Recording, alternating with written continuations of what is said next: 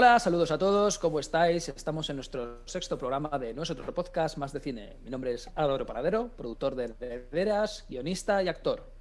Yo soy Fran Jiménez, productor de cine, y hoy estamos aquí con Antón Gonechea. ¿Qué tal, Antón? ¿Cómo estás? Muy bien, muchas gracias por invitarme, chicos. No, Pues a ti nada. por estar con nosotros. Ok, encantado, y empezamos por la ronda de preguntas. ¿Vale? Vámonos. Antón, una pregunta. ¿De dónde viene esa pasión por el cine? ¿Y qué película o cuáles son tus referentes que tú te enamoraste para poder coger coger y enamorarte por este oficio y querer dedicarte a este oficio que es de guión? Pues podría contestar algo muy pedante, pero la verdad es que cuando era pequeño yo ponía a grabar en LP el VHS en mi casa por la noche para ver si, en la 2 para ver si casi agarraba alguna de estas pelis raras que ponían. Y una vez se grabó Pink Flamingos Hostia. de John Waters y yo debía tener, qué sé, tío, debe tener nueve Hostia. años, 9 años, tío. Claro, yo veía estas películas sin que mi padre lo supiera. Y de pronto vi eso, tío. Y aparte de que me traumó para el resto de mi vida, como que era tan cutre y era tan interesante y era tan tal que de pronto como sentí que se podía hacer, o sea, esas cosas se podían hacer, porque no era tan distinto a lo que se podía hacer con una cámara de vídeo y tal. Y ahí fue donde me enganché mucho a la idea de, pues eso, del cine, de contar historias y tal. Y luego, pues ahí me entró una época más pedante en la que me obsesioné mucho, mucho, mucho, como con 11 12 años, con Orson Welles. Y me Hostia. leí dos biografías de Orson Welles. Y era un personaje muy divertido. O sea, y lo que me gusta es que era un personaje muy divertido, que era un mentiroso, un tipo que se inventaba la mitad de las cosas que contaba, y todo era un show, y tenía como estas ideas gigantes, y tenía o sea, este rollo que se había ido a vivir a Sevilla, y había aprendido a torear con 16, y de pronto como que me pareció un mundo fascinante, y ahí me enganché mucho al cine, pero fueron pues casualidades, tío, porque ya sabes que ahí en Cádiz tampoco es que se encuentren muchas librerías, ni tampoco Claro. en los 90 y 90 hubiera mucho acceso a otra cosa que no fuera lo que ponían en el Cine Avenida. Entonces, pero sí, ahí, yo creo que fue la 2 tío, y lo que las guarradas que ponían de noche. Hombre, cuando Ujú. viste el Todavía, flamenco te tuvo que dejar cabo psicológicamente. A día de hoy me ha hecho tomar las peores decisiones de mi vida, como dedicarme a esto. Pues, perdón, es que me necesitaba recuperar porque es que suelo pensar, es que claro, compréndeme, hemos tenido aquí a Daniel, ay, madre mía, me va a matar porque no me acuerdo de su Daniel nombre, Villanueva. A Daniel Villanueva, que nos dijo La Ajá. Guerra de las Galaxias y claro, hay gente que nos ha mencionado otras películas que son, pues claro, muy reconocibles dentro de la cultura cinematográfica, ¿no? O popular. Y claro, la última que te esperas es que te digan Pink Flamingos o John Waters, claro. Estoy intentando ser honesto aquí. O sea, yo vi 5 veces Jurassic Park en el Cine Avenida, vi La Guerra de Galaxias 900 veces y todo eso era increíble y tal, pero creo que hay un rollo, sobre todo para la gente de mi generación, y para mí también, o sea, y lo otro que fue súper importante para mí fue todo el boom del cine independiente americano en los 90, ¿no? O sea, El Clerks. VHS, sí, sí. Sí, exacto. Todas esas películas que veías y sentías que las podías hacer. O sea, no era la fantasía de voy a ir a Hollywood y voy a hacer una película increíble, súper meticulosa con millones de personas. Era algo que se podía hacer y que al final era controlar el lenguaje y el lenguaje era aprender a... Bueno, yo al final me dediqué al guión porque lo que me interesaba era el lenguaje, o sea, la construcción narrativa, el edificio narrativo de la película y los personajes y tal, pero el guión es la forma más barata de hacer cine al final porque es una simulación de la película y si tienes control sobre la idea del corte y del ritmo en guión, estás haciendo cine de alguna forma. Efectivamente, de hecho, lo que yo te iba a preguntar era acerca de tu formación. ¿Eres autodidacta? ¿Estudiaste en alguna escuela de cine? ¿Cómo son tus inicios? Yo estudié, yo estudié poco, pero me fui yo estudié en la ECAM, bueno, en la ECAM, perdón, en el CES, en Madrid, hice realización de audiovisuales y espectáculos y luego hice un máster de ALMA, de la Asociación de Guionistas, allá por el 2003, más o menos. Y luego pues me dediqué a escribir, me dediqué a hacer contacto, fui lector de guiones en una productora y nunca dejé de escribir. Y lo bueno es que eventualmente encontré la fórmula por la que podía empezar a trabajar profesionalmente como escritor, que fue con Betty Hinojosa. Y cuando llegué a México, bueno, ya había vendido un piloto en España una vez, pero no pasó nada con eso, pues, como ese pozo sin fondo que es intentar vender specs por ahí. Pero encontré a Betty Hinojosa, que ya había hecho 2 películas de director mexicano, y básicamente necesitaba a alguien que le escribiera su tercera película, porque él no se encontraba escribiendo bien. O sea, era un director con más tendencia a la fotografía que a la escritura. Y bueno, y ahí le escribí una película que se llama Camino a Marte, y luego le escribí otra que se llama Paraíso Perdido y Un Papá Pirata, y ahí como que todo arrancó, y desde entonces pues ya he escrito, ya tengo 6 películas estrenadas y 3 series hechas. Ok. Y Ujú. empezaste trabajando en publicidad. ¿Fue lo primero que hiciste? Porque imagino que para trabajar en publicidad trabajabas para una agencia y también de qué forma puedes conseguir que una agencia importante de publicidad se fije en ti. Pues eso fue un poco casualidad también, porque eh, cuando llegué a México nadie me quería contratar de guionista, porque existe este rollo, aparte que no había hecho nada, este rollo en esa época de no eres mexicano, ¿cómo vas a escribir en mexicano? O sea, que también hay cierto sentido, porque hay que entender un poco en dónde estás escribiendo. Luego ya os contaré, he escrito muchas cosas y no tengo ni puta idea de qué estás haciendo, pero ese es otro rollo. Pero básicamente lo que sí había hecho era un documental cuando vivía en la India. Viví 2 años en Nueva Delhi y había hecho un documental, y eso me sirvió como carta de presentación para poder filmar publicidad. Y aquí en México tuve la suerte de entrar en una productora y filmar, no sé, tío, 100, 200 entre comerciales, sesiones, programas de televisión y tal. Durante 2 años trabajaba 7 días a la semana y tal, y fue como una especie de escuela mega concentrada entre cine guerrilla y publicidad, que tiene más medios y aprendes un montón de cosas. Y fue un poco así. Ujú. Vale, referido a este documental que has mencionado que tiene que ver sobre... Bueno, es un documental que grabaste en 2009, discúlpame, que se Ajá. titula Adventures and Misadventures of a Mexican Chef in Delhi, Y Nueva Delhi, yeah. Y New en Delhi. Nueva Delhi. Eso es. ¿Cómo sale esta oportunidad de documental en la India? Además Pues, de que ya era porque estabas tú residiendo allí. pues yo me fui en el 2008 con la crisis, estaba trabajando de lector de guiones en una productora en Madrid. Conocí a mi actual esposa, a mi mujer, y básicamente lo que pasó es que cuando llegó la crisis dejaron de pagarnos a la productora, no tuvieron ni la dignidad de echarnos. Y de pronto ella es arquitecta, le salió un trabajo en la India y me dijo, pues vente, vente, vamos a probar. Llevamos 3 meses saliendo.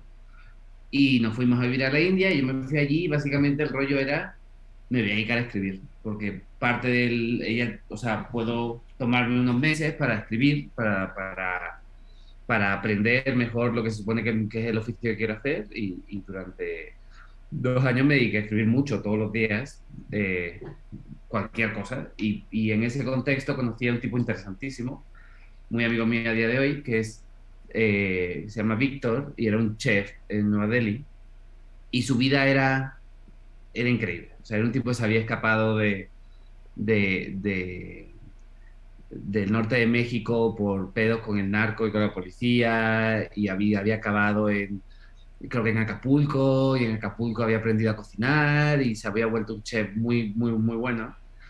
Y en un hotel, un magnate indio se hizo muy amigo suyo y le dijo, oye, voy a abrir una cadena de restaurantes en la India, y quiero que seas de restaurantes mexicanos, y quiero que seas el chef. Y este se subió a un avión y se fue a vivir a la India, tío, y su vida era increíble. O sea, era un rollo fascinante. Y él es un tipo con esas personalidades gigantes.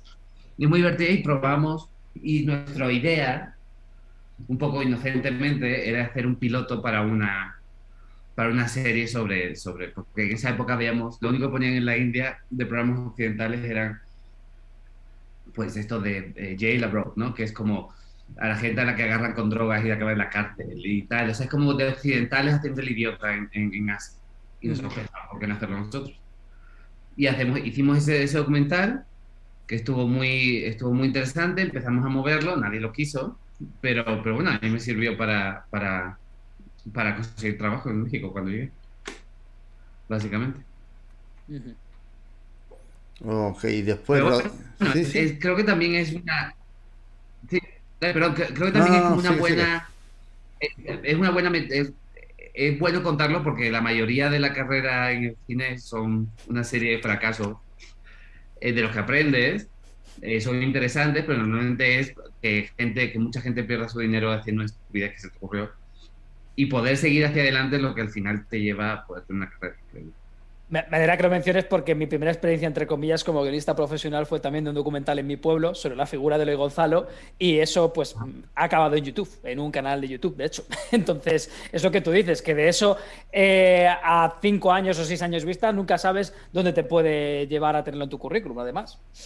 Sí, o sea, haberlo hecho es más importante en la industria que le haya ido bien o mal. Si le ha ido bien, de puta madre, vas a ganar dinero y te van a llamar más rápido, pero saber que lo has hecho y que lo has cagado a mucha gente le interesa porque puedes hacer un análisis crítico de tus cagadas y eso siempre está muy bien. Pero también es como una carta de presentación. Cualquier Totalmente. persona, en cualquier sitio no te van a decir qué es lo que has estudiado, te van a decir qué es lo que has hecho. ¿Qué tienes? Eso es una gran verdad, Frank. O sea, esta industria afortunadamente sigue teniendo una dimensión muy gremial en la que la experiencia cuenta mucho más que la escuela en la que hayas estado. Y es verdad, o sea, que lo hayas hecho, que hayas hecho algo, porque aparte es como una cosa que me vino el otro día, perdón que comparta mis revelaciones, No, por pero favor. el otro día hablando, como que me di cuenta, hablando con gente, recientemente, bueno, el sábado gané un Ariel, que es el premio de la Academia Mexicana de Y Cine, vamos a hablar de ello. y tuve las entrevistas, pero a lo que iba antes de... bueno, las entrevistas me preguntaban mucho sobre, bueno, ¿y tú no quieres dirigir y tal, y no sé qué? A mí dirigir me gusta mucho, pero me di cuenta de que una de las grandes virtudes de los directores es que tienen como algo de productor dentro. No tienen por qué ser el productor que lo hace todo, pero tiene que tener ese espíritu que empuja a los demás a hacer cosas. Y es algo como muy profundo, innato en la personalidad de alguien. Y creo que el hecho de haber hecho algo, como decía Frank, es lo que muestra que tienes eso, que tienes el interés de hacer que gente se levante a las 5 de la mañana un sábado a grabar un corto de mierda y que se aguante todo el fin de semana, sabiendo que lo que están haciendo es una porquería, pero están ahí por ti, tío, porque creen en ti, creen en tu visión, creen en tu futuro o quieren aprender contigo. Y eso es muy importante. Sí, a Ah, mí me sí. gustaría agregar a esto que has dicho muy brevemente, que además no es un sector, ¿cómo decirlo?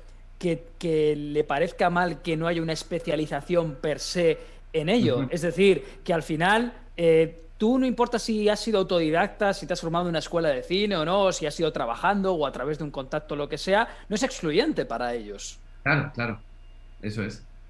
Sí, sí, sí, no, o sea, bueno, yo recuerdo en Madrid, cuando empezaba, sí que había un rollo con la gente de la ECAM, ¿no? O sea, Sí, todavía lo hay.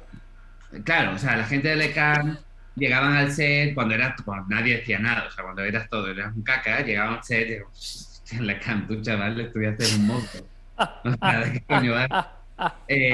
Y sí, o sea, existe durante unos años, durante ese periodo en el que acabas de salir de la escuela, pero las líneas se van difuminando y llegado el momento a nadie le importa que hayas ido a la ECAM si no has hecho nada. Y es más importante que hayas hecho algo, ya, viendo, no estudiado nada o lo que sea. Sí, Sí, sí, sí. en mi forma de verlo, a mí lo que me pasó es que terminé la SCAL, 4 años de producción, y yo con mi mismo compañero dijimos, bueno, hemos terminado de estudiar, vemos que en vez de estar esperando a que venga un productor, nos produzca una película dentro de la industria, mira, vamos a coger y vamos a lanzarnos. Sí, Y ya, exacto. Y está muy bien, yo solo admiro mucho de ti, tío, desde que te pusiste a hacer películas por tu cuenta con lo que habías aprendido. Y es que al final es eso, tío, es una profesión muy gremial y de emprendedores al mismo tiempo. Y es como es algo muy bonito en ese sentido. Y después rodaste un cortometraje que se llama Miss Mystery y después luego rodaste una película autoproducida por ti, que la película era The Bad Vegan. Ajá, correcto. ¿Y por qué te lanzaste a hacer un cortometraje y una peli sin ayuda de nadie? Pues nos fuimos, yo voy detrás de mi mujer alrededor del mundo, esa es la verdadera historia de mi vida. Y mi mujer consiguió, o sea, se fue a estudiar su doctorado a Nueva York y yo me fui para allá. Yo ya había escrito, ya había empezado a escribir películas en México y no se había producido todavía ninguna. Y en Nueva York tuve la suerte de entrar en una productora. Yo estaba convencido para empezar, yo pensaba que iba a trabajar en McDonald's, o sea, que mi carrera se había ido a la mierda y me iba a ir a Nueva York a trabajar en McDonald's. Entonces mi mujer hacía el doctorado y eventualmente me iba a mantener o algo así. Pero tuve la suerte de entrar en una productora como editor eh, y era una productora pequeñita en Manhattan y me hice muy amigo de los dueños de la productora y eventualmente rollos del destino, giros y tal, ellos estaban escribiendo una peli eh, y ninguno de los dos escribía. Entonces yo le eché un par de huevos y les dije, pues yo os ayudo a escribirla. O sea, yo me siento aquí con vosotros y armamos esta peli y tal. Entonces me senté con ellos, armamos toda la peli, la reescribimos en un fin de semana y como que esa reescritura fue lo que hizo que consiguieran financiación para hacerlo. Y bueno, pues esa peli nunca se hizo, pues como sobre todo en Estados Unidos es un rollo como dicen ellos, shoot and miss, o sea, de no darle siempre al eso, pero a raíz de eso empecé una relación muy cercana con la socia de la productora y empezamos a escribir juntos. Escribimos 5 o 6 pelis que estuvimos moviendo y llegado el momento pues dijimos, mira, vamos a escribir una peli pequeñita, pues tenemos acceso a financiación y a localizaciones y tal. Ella es actriz y bueno, pues antes de hacer esa peli dijimos, pero vamos a intentar hacer algo antes, a ver qué tal se nos da, porque no nos vamos a meter a gastarnos $400.000 de financiadores y tal sin haber hecho nada antes, porque también qué puta locura. Y nada, hicimos este cortito en un día con unos amigos que habían venido a filmar unos anuncios y tal, y nosotros estamos produciendo y tal.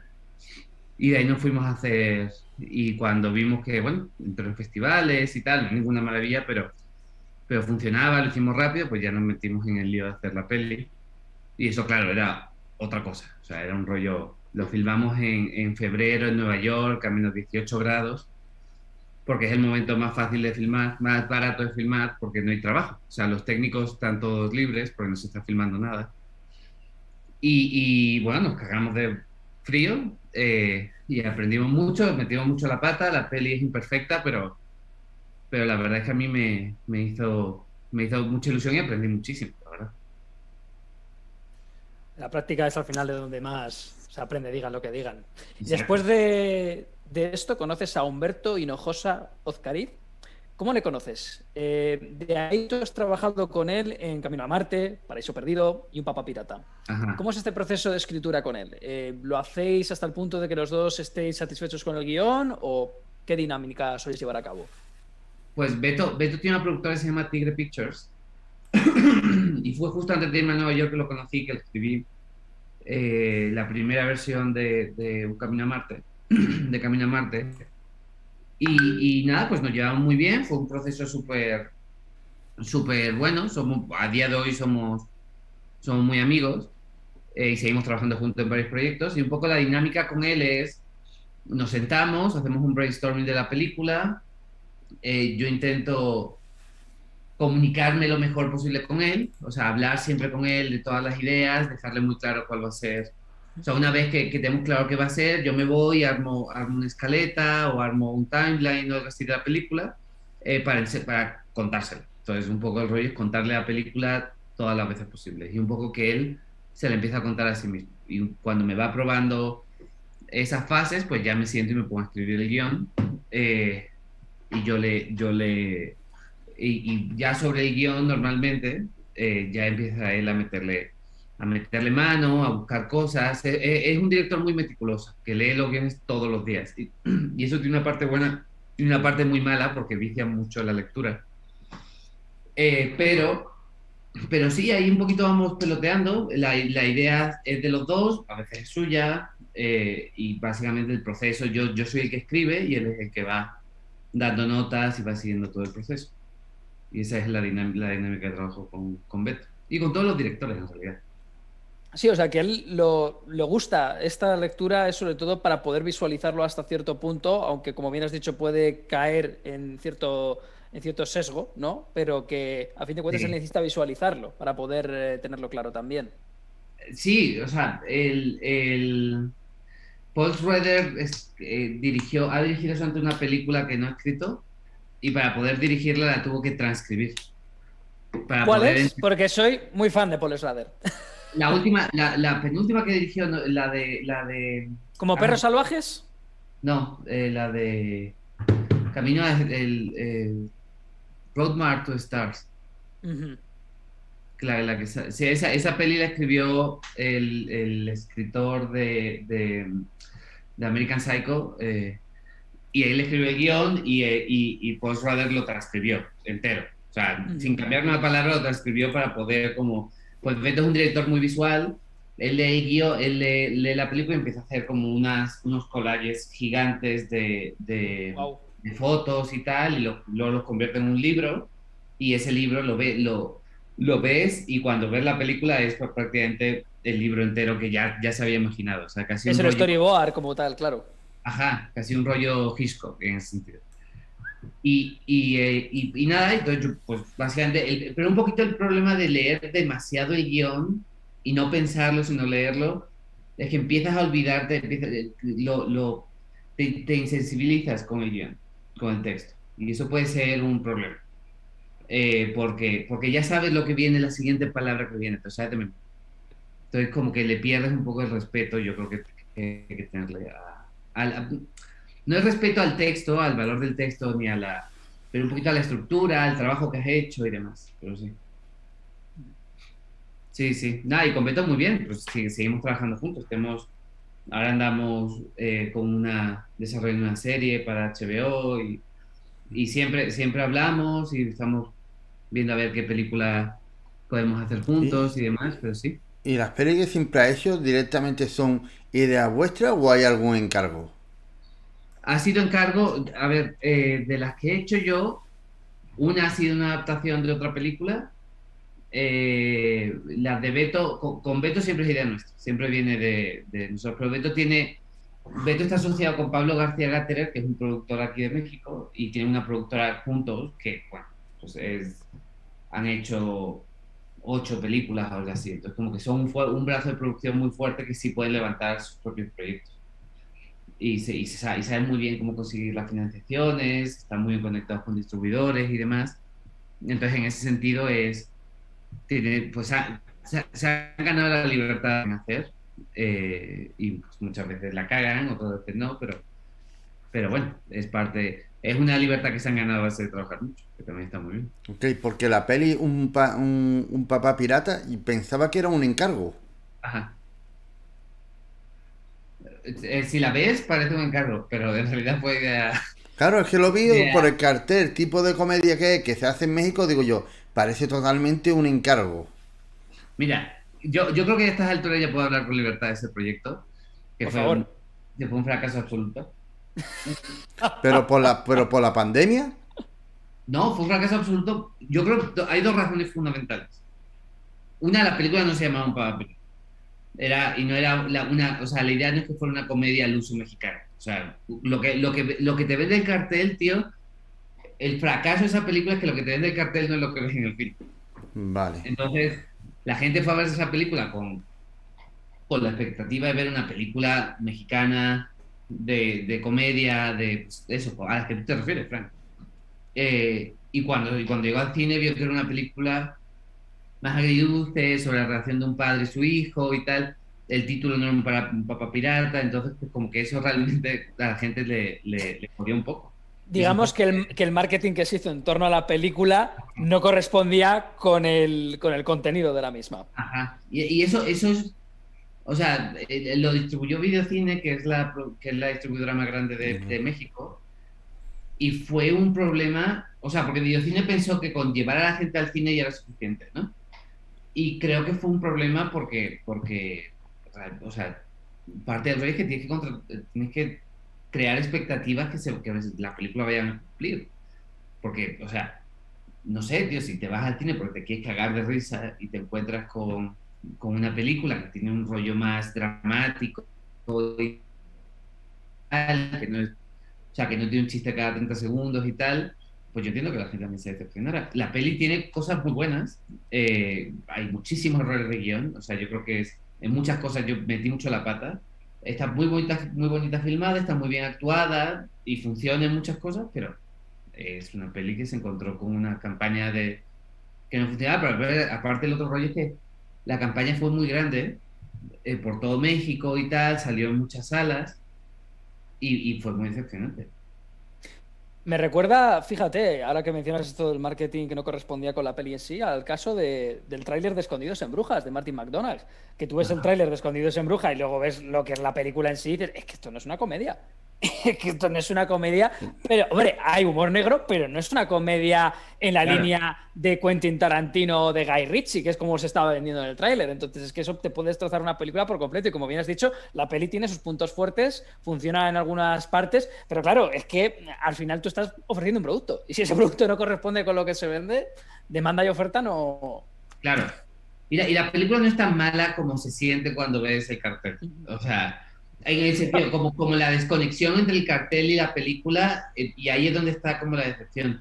Por ejemplo, nos pasó una cosa parecida con Perdida, con este thriller que hice, que cuando salió la campaña, aquí en México hay un problema de desaparición de mujeres. O sea, sí, es un problema Sí. gigante y bien conocido. Entonces, la película no va exactamente sobre una desaparición forzada de una mujer, pero a la distribuidora se le ocurrió que sería muy divertido copiar los carteles de la mujer desaparecida de verdad y empapelar toda la ciudad con esos carteles. Entonces la gente dijo, pues, pero, o sea, porque mucha gente pensó que era un cartel de verdad, o sea, ibas por la calle y lo veías y decías, y de pronto te das cuenta que era promoción para una película y era como, tío, o sea, no es, o sea, y el pobre director, Jorge Michel Grau, que es un grandísimo director mexicano y una increíble persona, muy concienciada y tal, pues el pobre hombre estaba como diciendo, o sea, por aparte le empezaron a mandar amenazas de muerte, o sea, a decirle que ojalá secuestren a tu hija, ya sé cómo se ponerá, o sea, como la reacción fue muy furibunda y claro, fue muy jodido. La consecuencia fue que fue la película más vista del mes. Hostia. Y es un rollo medio psicótico, tío, porque hay, o sea, la razón por la que, o sea, todo estuvo mal, tío, pero al final nos premiaron por una campaña que fue terrible y contra la que todos estamos muy ofendidos. Pero sí, Jesús. es Madre lo mía. que, es lo que tiene. Ok. Y en 2019 hace Ujú. una serie, ya empieza a escribir serie de guión. Escribe la serie, 2 episodios para la serie Frontera Verde. ¿Y Ajá. de dónde surge esta oportunidad? ¿Y te sigues igual de cómodo escribiendo series como si fuera cine? Mira, la oportunidad surge de haber hecho Perdida, ya había escrito Perdida antes con Dynamo, que es una productora colombiana, es como la casa productora más grande de Colombia, y hacen muchísimas cosas. Ellos empezaron a hacer service de series gringas, hicieron Narcos en Colombia. Y bueno, pues me llevaba muy bien con los productores y me llamaron porque el head writer de esa serie iba a ser un mexicano y justo me entrevistó, tal, y iba a ser mi primera serie, estaba muy emocionado porque realmente es donde se gana pasta en este negocio, en las series.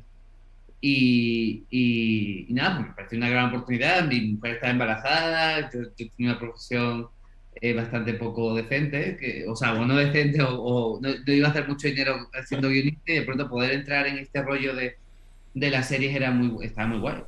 Pues nada, me salió de eso, luego cambió el head writer a Mauricio Leiva, y Mauricio Leiva, que es un escritor colombiano, productor y director, me entrevistó y nada, pues me metió en esta serie que es, yo creo que de las cosas más especiales que he hecho en mi vida. O sea, es una serie, es un thriller en el Amazonas, con tribus no contactadas, con un rollo, y aparte como el rigor de los productores, la investigación que hicieron y tal, entre ellas tomar yagé, que es un alucinógeno en la selva y tal.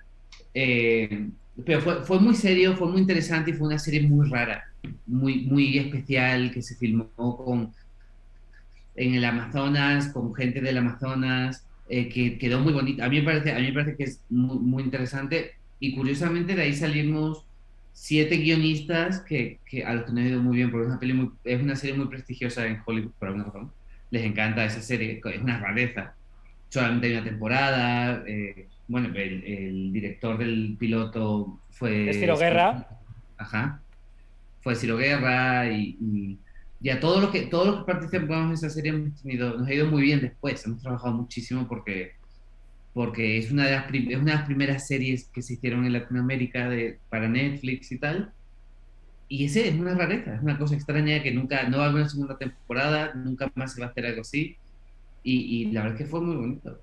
Fue un Aún proceso. recuerdo cuando escribí sobre ella, porque solamente he visto el tráiler, pero Ajá, tengo pendiente verla, la verdad, porque me llamó mucho la atención. Me parece que tiene una potencia visual increíble, porque en medios yo estuve escribiendo como redactor freelance sobre ajá, pues, noticias de actualidad de cine, y justo estaban terminando de hablar de la promoción de Frontera Verde. Y me sí. acuerdo, es que lo vi y dije, madre mía, es casi como una especie de doble narrativa de eso, de thriller policial, tal cual has dicho, con elementos de apocalipto, pero ahora en el siglo XXI y encima Sí. en plena Amazonia. Dije, esto es impresionante. Es No, fue brutal.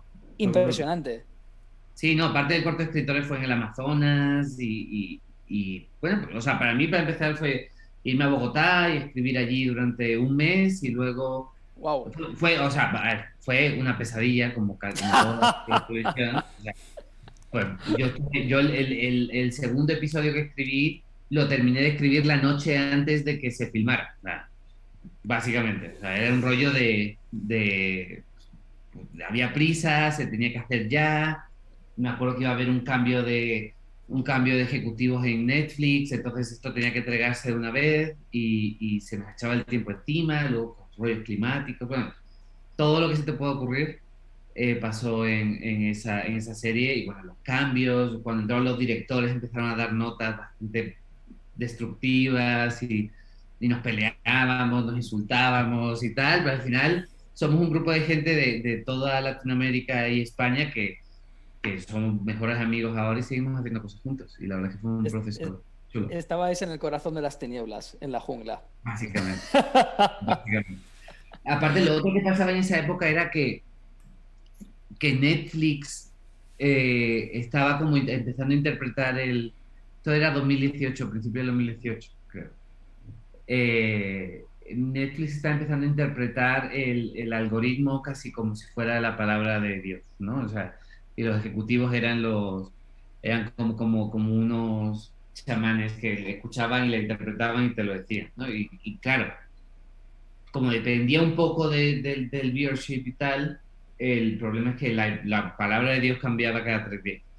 O sea, cada 3 días te decían que tienes que presentar a todos los personajes en 7 minutos, porque ese es el primer threshold del capítulo, y luego en el minuto 30 pasa no sé qué, entonces tienes que conseguir que tal pase para el minuto 30 y tal, entonces lo escribías, pum, pum, pum, y de pronto venían notas y decían, no, que ha cambiado el algoritmo. Cada dice que no sé qué, es como, tío, o sea, entonces tenemos que poner series, y justo salieron como 4 series a la vez en Netflix, que cumplían esa regla y eran un puto coñazo. Las veías y decías, no tiene ningún sentido. Entonces, Vaya, qué casualidad. ajá, ajá, ajá, exacto. Y bueno, y un poco, esa cultura ha cambiado bastante, ¿eh? Todo hay que decirlo. Netflix ahora no son tan, tan clavados con el algoritmo. Ahora son bastante Bendito más. sea el algoritmo. Ajá, el algoritmo ahora hace otras cosas, pero bueno, sí. Yo espero que no nos esté espiando el algoritmo. Que me acaba de sacar de... de la rotación de guionistas. Pero Ese bueno. mismo año, vale, ahora es cuando nos toca hablar de Perdida, ya sé que hemos estado comentándola un poco por encima y demás, así que vamos a centrarnos en otro aspecto que, por cierto, enhorabuena por ese premio Ariel, que es todo un reconocimiento dentro de la Academia Mexicana de las Artes y las Ciencias Cinematográficas. Vamos a hablar un poco del proceso de adaptación, porque claro, Perdida es un remake de La cara oculta, que es una producción colombiana que llevaron a cabo México y Colombia. Entendemos que había un interés por esta situación actual que hay en México ahora de mujeres desaparecidas, claro está. Entonces no te voy a preguntar a qué se debió esta decisión, pero ¿cuál es el potencial que tú crees aparte que se veía en la historia original de Baez y Kraiche, que son los autores de la película original? ¿Hasta qué punto fue una adaptación y cómo tienden a ser estos procesos al partir de un material original? Pues mira, esa fue la primera adaptación que he hecho. Entonces he trabajado mucho más. A mí la peli original me gusta mucho, pero está muy bien hecha y Andy Weiss es un muy buen director, que aparte era como muy, o sea, que le dio un rollo como muy Hitchcock a la historia y tal. Otra que este es el éxito de Dynamo y Dynamo la está explotando, es la cuarta adaptación que se hace de esta película. Entonces no es como que fuera, vamos a hablar de las desapariciones de mujeres en México. O sea, no, querían un poco probar cómo era la financiación estatal en México. Aquí hay un sistema que se llama Eficine, que lo lleva el INCINE, que es el Instituto Mexicano de Cine, y es una forma de financiación de cine. Que Fran y yo hemos hablado mucho de eso a lo largo de los años. Eso sería el Incine. El INCINE, exacto. Que Entonces, es como el ICA mexicano.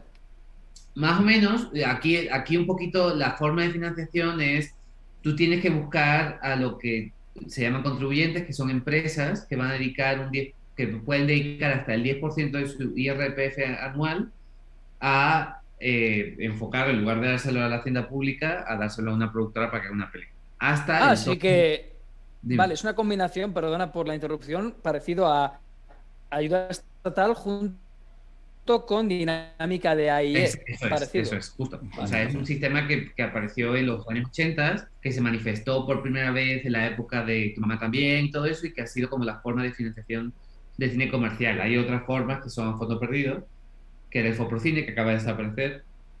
Pero bueno, esta es esta idea en la que tú convencías a una productora y entonces dedicaban parte de con un tope de $1.000.000, ¿no? Que son 20 millones de pesos, más o menos. Más creo que tiene que haber un 25% de contribución de la productora. Entonces, más o menos, el presupuesto medio de una película en México es 27 millones de pesos, que son más o menos un poquito menos de $1.500.000.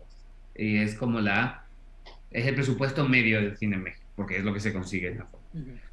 Y Dynamo estaba abriendo oficinas en México y decidieron que tenían este producto que les había funcionado muy bien y bueno, vamos a dárselo a un guionista mexicano que lo adapte, mexicano-español, claro, que lo adapte y lo convierta en una peli que podamos hacer aquí.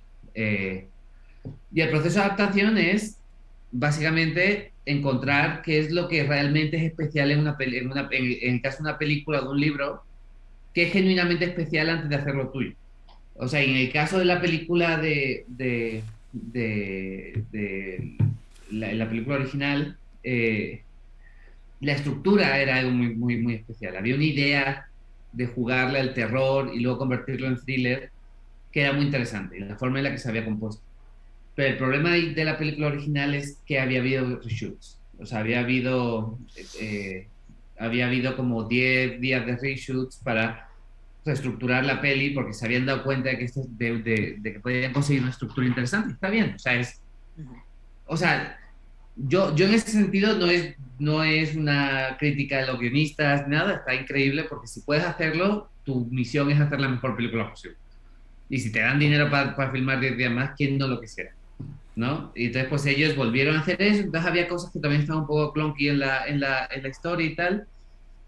Y un poco la idea de hacerlo nuestro era pues meterle un poco de la historia de México, cambiarle la edad a los personajes, era interesante para que los conflictos fuera de la estructura de la película fueran un poquito distintos, darles un poco más de agencia. También una película que la original era un sexy thriller, que es como me lo plantearon a mí, y nosotros ya no tenía tanto sentido sacar una película así en el 2019.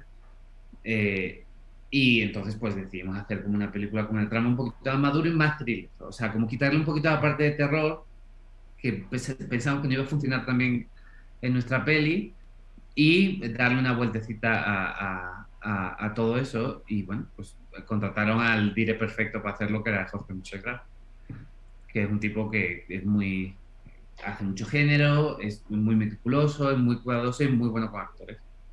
Entonces, pues, y de ahí sale una relación muy bonita que tengo con Jorge, que son muy amigos ahora. Pero bueno, sí, yo creo que realmente fue el dire perfecto. Y como era el cuarto remake de esta película, pues también le dejaron hacer un poquito lo que quisiera, o sea, a ver qué pasaba. Y al final nos salió una película que era muy buena, a la gente le gustó muchísimo en el cine, fue mucha gente a verla y bueno, y tuvimos mucha suerte de que nos saliera bien. Hay quien dice mejor que la original, pero yo no lo voy a decir porque me parece más bonita. Y Y una última Jorge, preguntita, perdona, Fran, es una última pregunta que es que estaba en este bloque.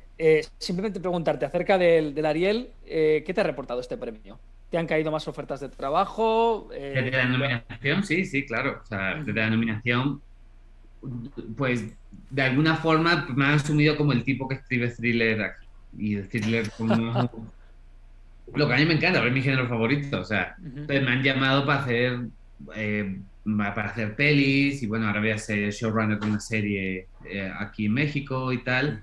Y está muy bien. Y un poquito, o sea, hay una trayectoria, la gente ya te conoce, porque la industria del cine siempre es pequeña, o sea, en todos lados, todo el mundo sabe quién es todo el mundo, más o menos, o sea, y un poco el rollo es que ya me conocían, estaba haciendo muchos proyectos, estaba pichando a sitios grandes y tal, tengo varias cosas andando, pero de pronto esto es como un empujón a todos los proyectos que tenemos, y creo que eso está muy bien, bueno, y también ahora hay que cumplir, porque si no, pero sí, sí, está muy bien, la verdad es que estoy muy contento. ok, y supongo que trabajar con Jorge Michel Grau es uno de los directores que están ahora más emergentes de México.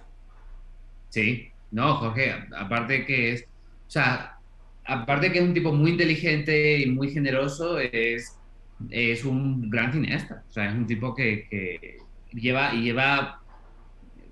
muchos años en la industria, él está en la academia y claro, lo andan buscando y tal. Es raro la sensación de lo que hay dentro y de lo que hay fuera. Yo siento que Jorge se merece estar mucho más arriba y haciendo cosas mucho más grandes de lo que está haciendo, pero porque hace género, no le están ofreciendo grandes series ni grandes películas. Él es un poco, tiene este perfil de director, productor, como casi todos los directores, no les queda más remedio. Pero sí, ojalá, y parte, o sea, una de las cosas más tristes de los Arieles es que a él no lo nominaran también, porque, o sea, yo no hubiera ganado el Ariel si no hubiera dirigido la película.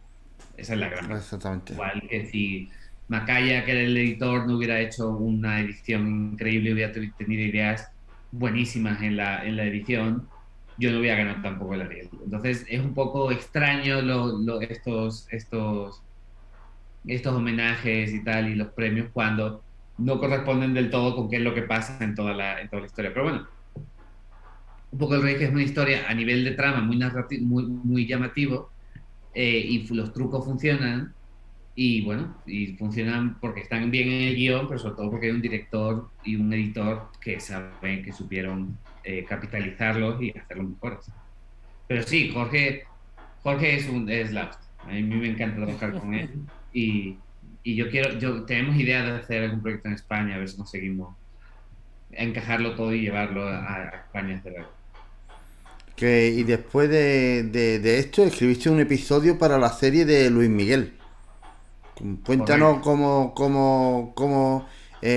cómo te salió. Supongo que fue un encargo a través de Gato Grande Production y o por medio de algún intermediario de Netflix que te recomienda por tu trabajo anterior en Frontera Verde. Pues fue porque Beto Hinojosa es el director de la serie y desde el principio me recomendó para escribir ahí porque, como te digo, hemos trabajado juntos muchas veces y demás. y se fía de mí. Y fue, sí, Gato Grande a través de Carla González Vargas, que es la CEO de Gato Grande. Gato Grande es MGM en Latinoamérica, Ujú. Gato Grande es el león de MGM. Ujú.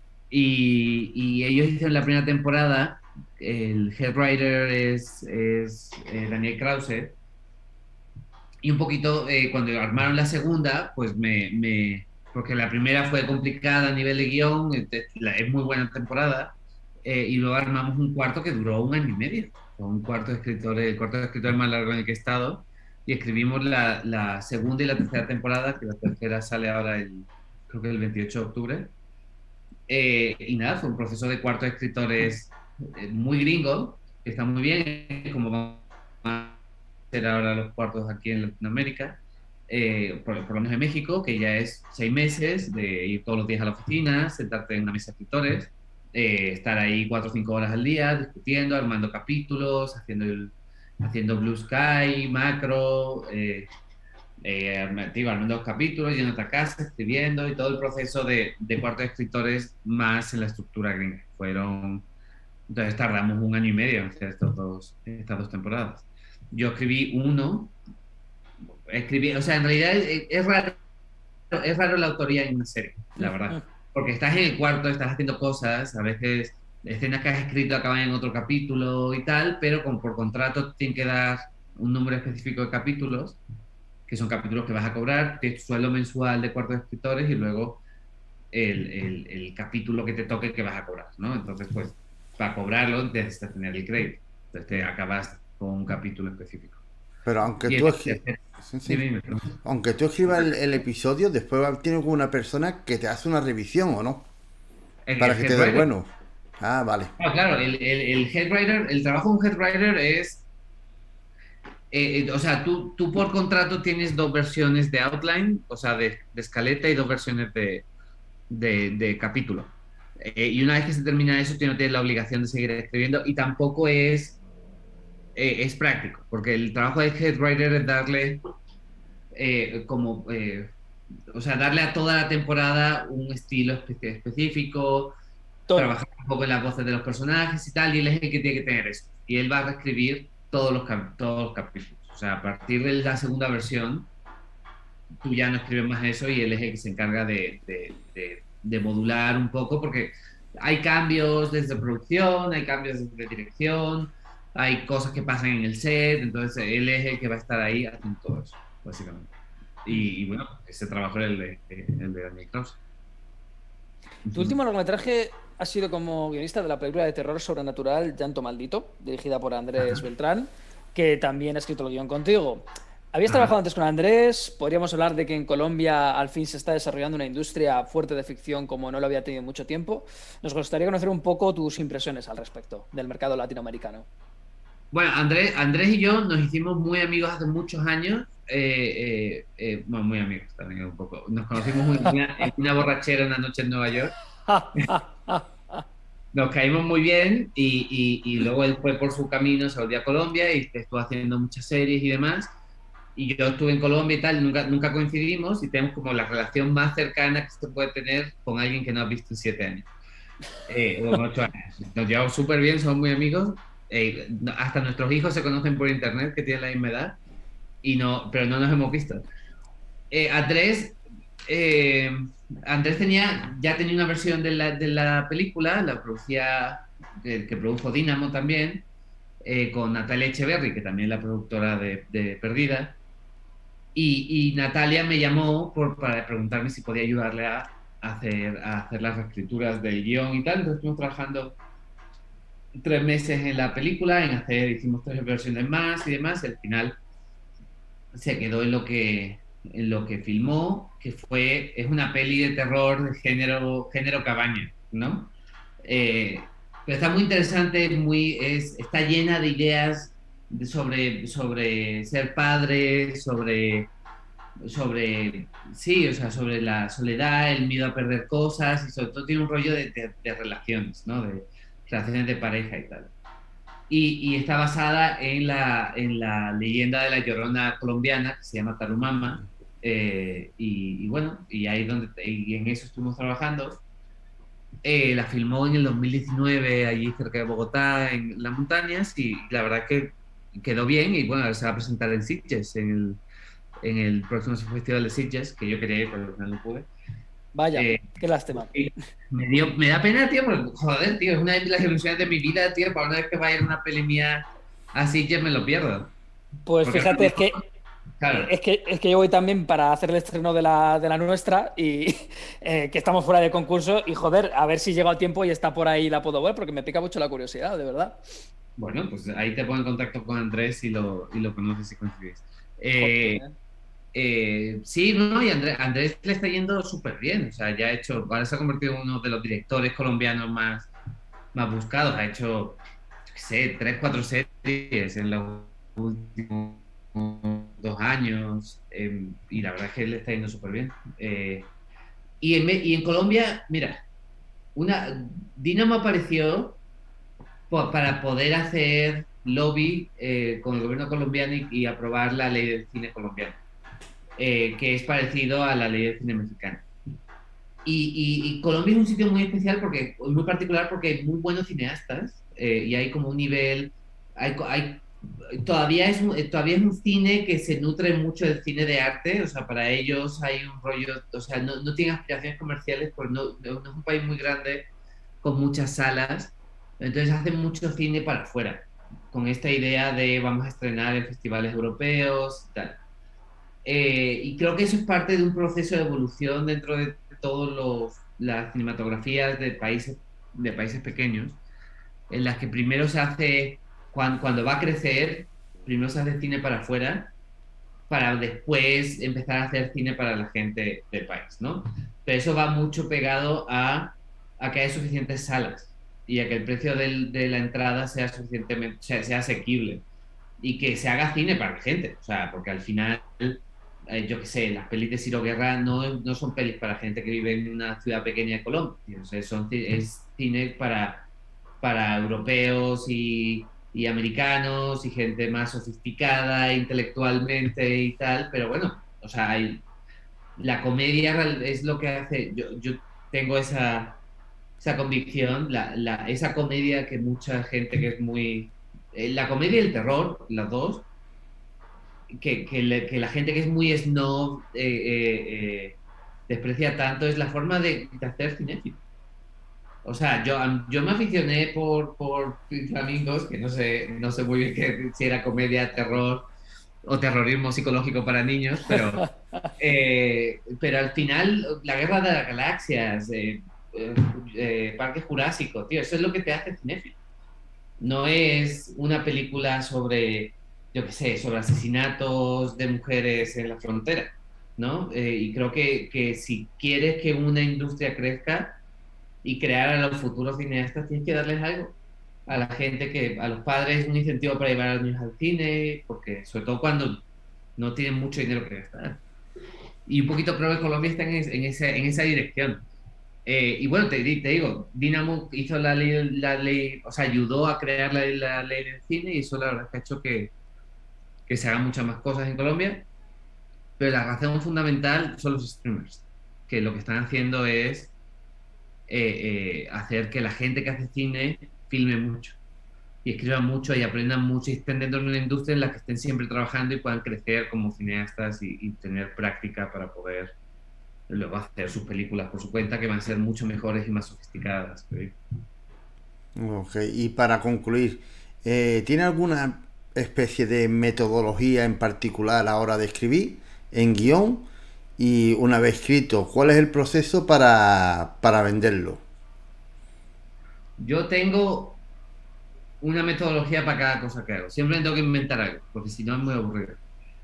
Tengo una cosa que hago mucho, que empecé a practicarla en los últimos 2 años, es llevar una especie de diario de trabajo, que es solamente un cuaderno en el que pongo todo. No tengo 10 cuadernos distintos para cada proyecto y tal, porque al final no, eso no, como que no, nunca me ha funcionado.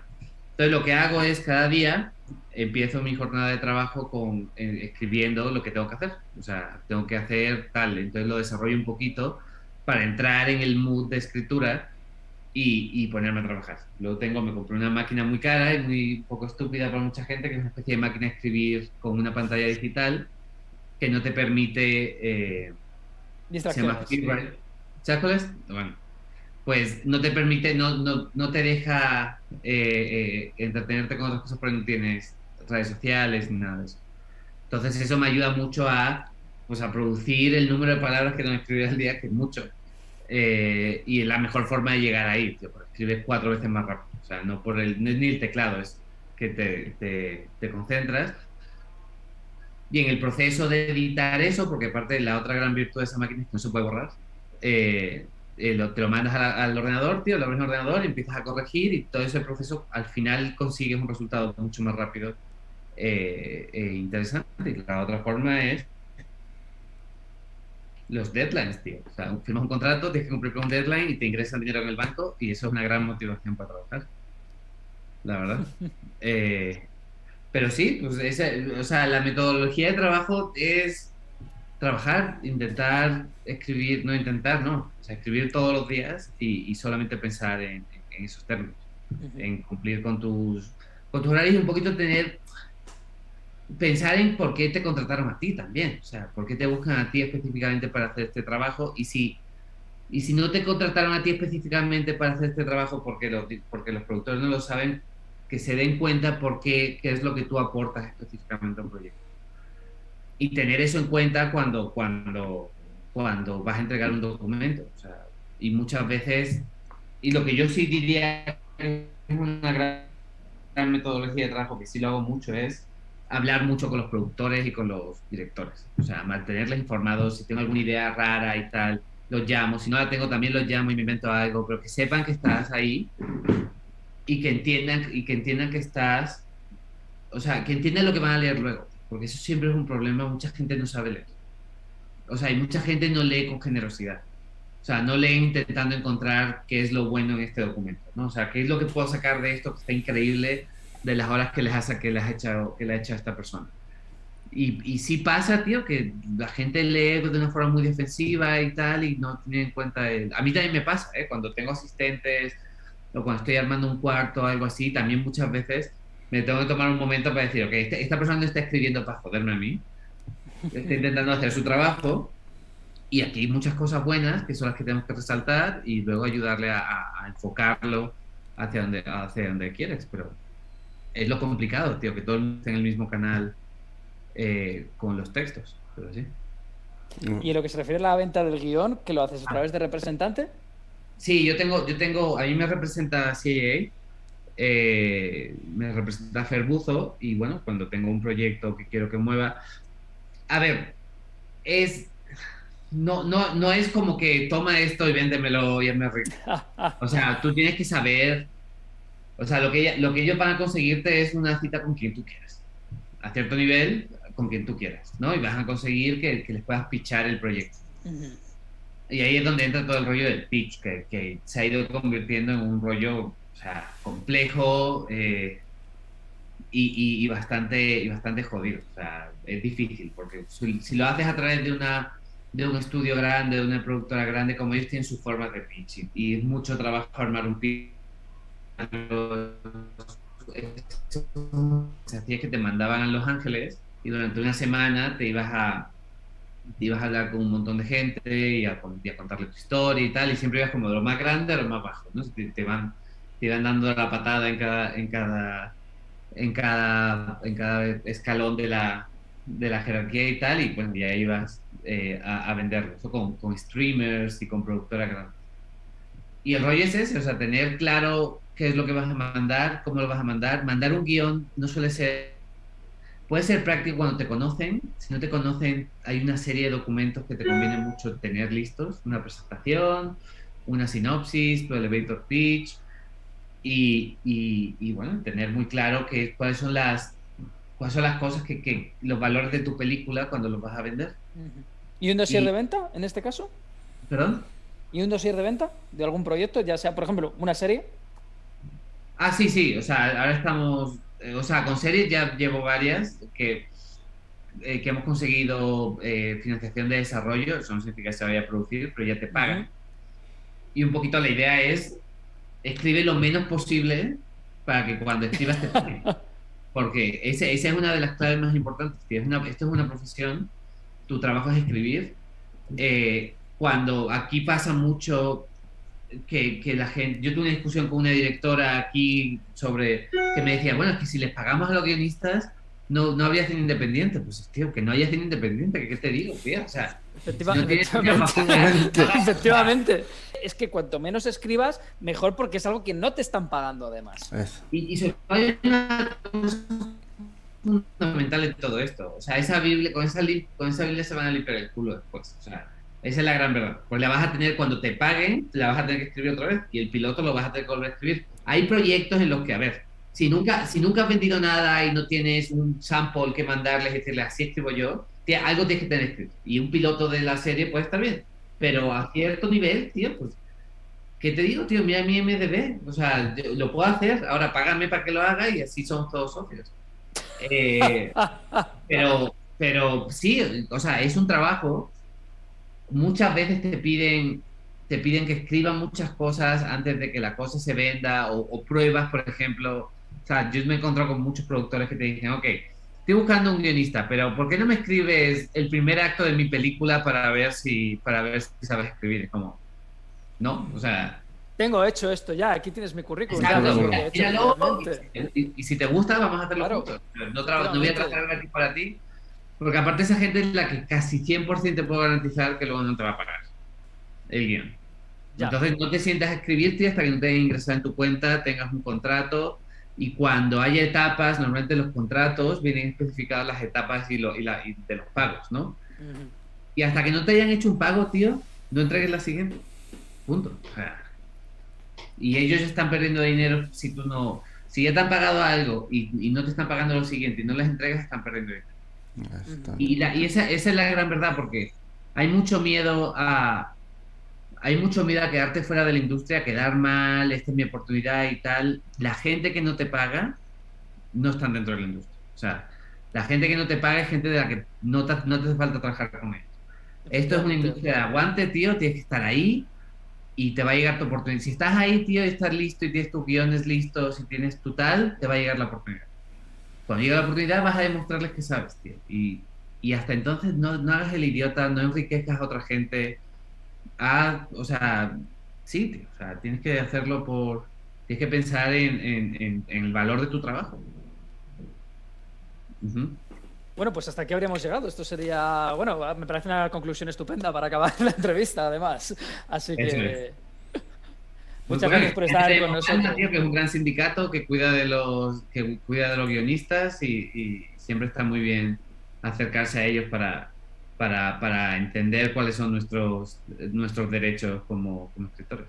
Sí, tengo pensado hacerme socio este año, porque es algo que llevo demorando ya bastante tiempo y creo que ya va siendo la de que toca. Pues sí, hazlo, no pierdas la oportunidad. Pues muchas gracias, Antón, por haber estado con nosotros en nuestro video podcast. De verdad, ha sido un honor.